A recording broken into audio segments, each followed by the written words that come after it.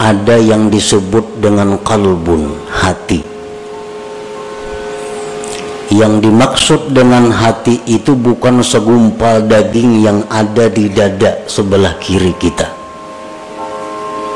tetapi yang dimaksud dengan hati itu adalah sesuatu yang dinisbahkan kepada Allah Subhanahu wa ta'ala, yang berada di dalam diri kita, yang dengan hati itu kita bisa mengetahui mana yang baik, mana yang buruk, mana yang menuju surga, mana yang menuju neraka. Nah, hati kita itu apabila baik, maka baiklah seluruh anggota tubuh kita. Tetapi bila hati kita ini rusak, maka rusaklah seluruh anggota tubuh kita. Hati yang rusak itu adalah hati yang seringkali lupa kepada Allah. Hati yang hanya memikirkan kepentingan-kepentingan sesaat, namun melupakan akibat. Nah, ini hati yang rusak.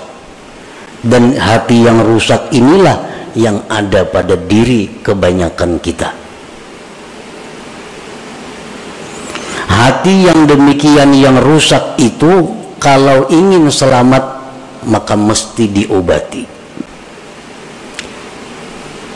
agar bisa hati kita ini selalu ingat kepada Allah,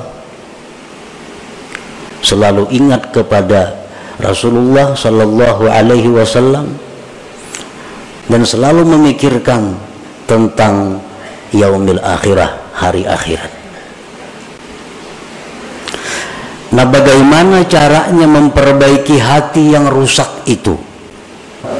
Yang paling bermanfaat, yang paling mujarab untuk mengobati hati yang rusak itu adalah uzlah atau khalwat. Artinya menjauh daripada manusia, menyendiri, tetapi disertai dengan tafakkur. Dengan kita menyendiri dan tafakkur, maka hati yang rusak tadi diharapkan bisa baik. Nah, itu yang dimaksud di dalam hikmah yang ke-12 ini. La khaira fi uzlatin ay khalwatin la tafakkura biha wa la nuhuda li tafakkurin la uzlata ma'aha. Tidak ada kebaikan pada uzlah, khalwat yang tidak ada tafakkur padanya. Kita menyendiri, mengasingkan diri daripada manusia, tapi kada ada tafakkur. Nah, maka itu uzlah, tidak ada kebaikannya. Sedangkan tafakkur tapi tidak uzlah, tafakkur di waktu kita berada di tengah-tengah umat, tafakkur di waktu kita berada di tengah-tengah masyarakat, maka tafakkur itu tidak akan menimbulkan kemajuan. Tafakkur itu tidak akan murni, tafakkur itu tidak akan bersih, sehingga tidak sesuai saat yang diharapkan dengan tafakkur itu. Para muhibbin rahimakumullah, qala Rasulullah sallallahu alaihi wasallam, tafakkuru sa'atin khairun min ibadati sab'ina sanah. Tafakkur sesaat, satu mat, itu di sisi Allah lebih baik nilainya, pahalanya, daripada ibadah kita selama 70 tahun yang tidak ada tafakkurnya. Kita beribadah, misal ibadah apa, tapi kada ada tafakkurnya 70 tahun, maka harganya lebih mahal tafakkur sesaat di sisi Allah Subhanahu wa ta'ala. Lianna bihi yasidul abdu ila ma'rifati haqaiqil asya wa ila ta'zimillah ta'ala wa ta'zimi kulli ma yurdi. Karena dengan tafakkur itu sampailah seorang hamba kepada mengenali hakikat-hakikat sesuatu.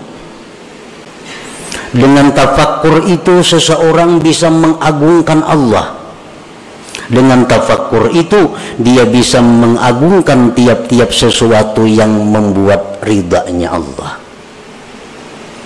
Nah, para muhibbin rahimakumullah, apa yang pertama tafakkur itu? Apa yang pertama mesti kita pikirkan?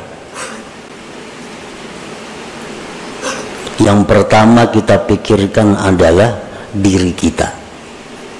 Karena man arafa nafsah arafa rabbah.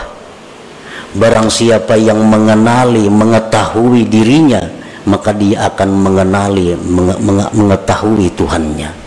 Nah, jadi yang pertama kita tafakkur, yang pertama kita renungkan adalah diri kita. Apa yang kita renungkan dari diri kita?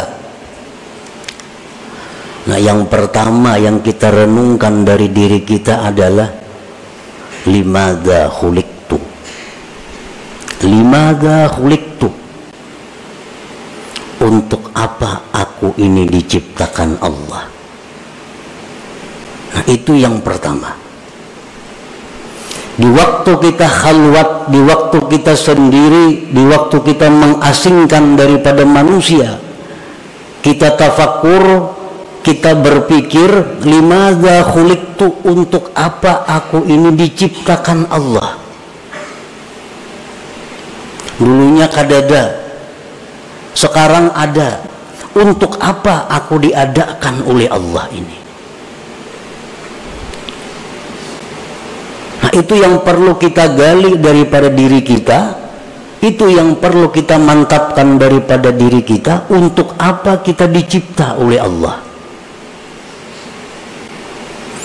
Sebahagian manusia ada yang merasa bahwa dia hidup itu untuk mengumpul harta. Dia beranggapan bahwa dia diciptakan Allah hanya untuk mengumpul harta, sehingga sebagian besar waktunya dihabiskannya untuk mengumpul harta.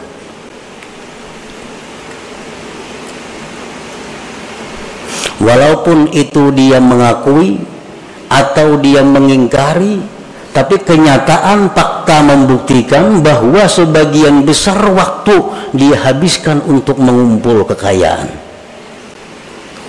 Itu secara kada langsung bahwa dia mengakui bahwa aku dicipta untuk mengumpul harta.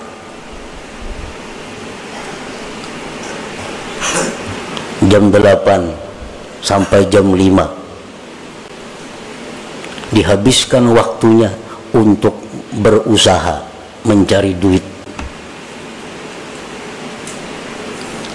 Kena malam kauyuhan guring, bangun kena pukul 7.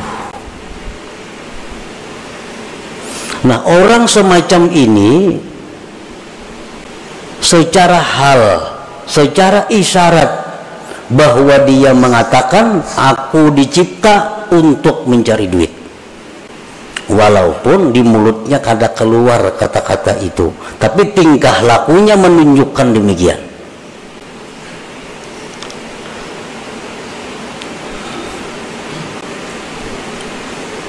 Nah, itu yang kita renungi. Apakah bujur seperti itu? Apakah benar kita dicipta oleh Allah untuk mencari duit? Nah, itu yang perlu tafakkur. Yang pertama kita renungi hidup kita.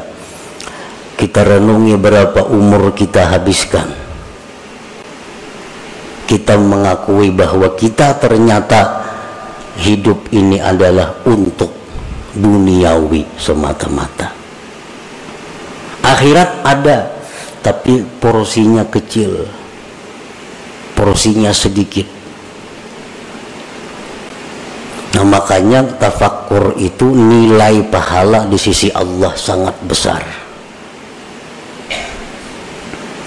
Limadza khuliqtu, untuk apa dicipta? Ibrahim bin Adham sewaktu beliau berburu. Beliau adalah seorang bangsawan yang sukanya berburu. Suatu hari beliau berburu dengan perbekalan, perlengkapan yang lengkap, berangkat ke hutan. Di tengah jalan beliau ada mendengar hatib. Hatib artinya suara tanpa kelihatan orangnya. Suara itu, ya Ibrahim, alihadza khuliqta, apakah untuk ini engkau dicipta Allah? Apakah engkau dicipta untuk berburu? Ibrahim bin Adham tersadar bahwa ternyata selama ini hidupku kusia-siakan. Berpaling beliau kembali dan meninggalkan seluruh yang ada, lalu mengembara ke tengah hutan belantara untuk mencari hakikat, mencari kebenaran. Nah, para muhibbin rahimakumullah, kita diciptakan oleh Allah, wa ma khalaqtul jinna wal insa illa liya'budun.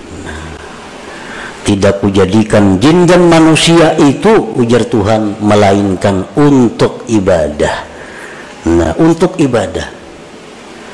Jadi kalau kita bertanya kepada diri kita, untuk apa aku diciptakan Allah?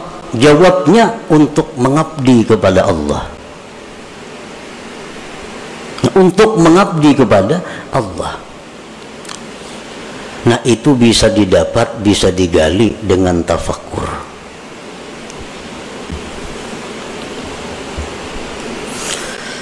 Nah, berhubung ibadah ini ada yang memerlukan sarana-sarana, ibadah ini ada memerlukan dana-dana, lalu dicarilah usaha, dicarilah duit, dicarilah makanan, dicarilah pakaian, dicarilah tempat tinggal. Supaya apa semuanya itu? Supaya bisa nyaman dan terus-menerus beribadah kepada Allah. Nah, jadi orang mencari duit itu sebujurnya adalah untuk supaya beribadah. Jangan dipaling karena mencari duit lupa ibadah. Bila tak paling ya itu.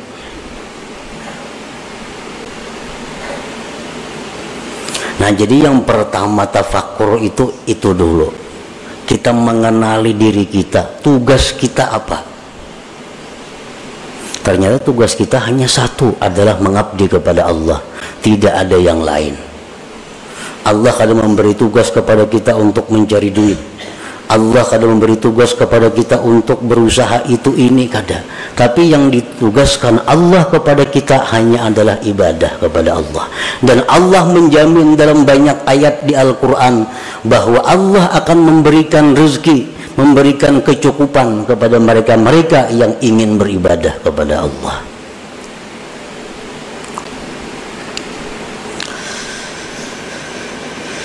Fal uzlatu wasilatun lahu wa mu'inatun alaih. Uzlah, mengasingkan diri, itu merupakan jalan bagi tafakkur dan membantu atas tafakkur. Namun kita di tengah manusia, di tengah keributan, kita akan sulit dapat tafakkur yang murni. Tapi kalau kita di tempat yang sunyi, di tempat yang sendiri, nah itu diharapkan ada tafakkur yang bersih. Jadi menyendiri itu merupakan wasilah, mengasingkan diri dari manusia itu merupakan membantu untuk tafakkur.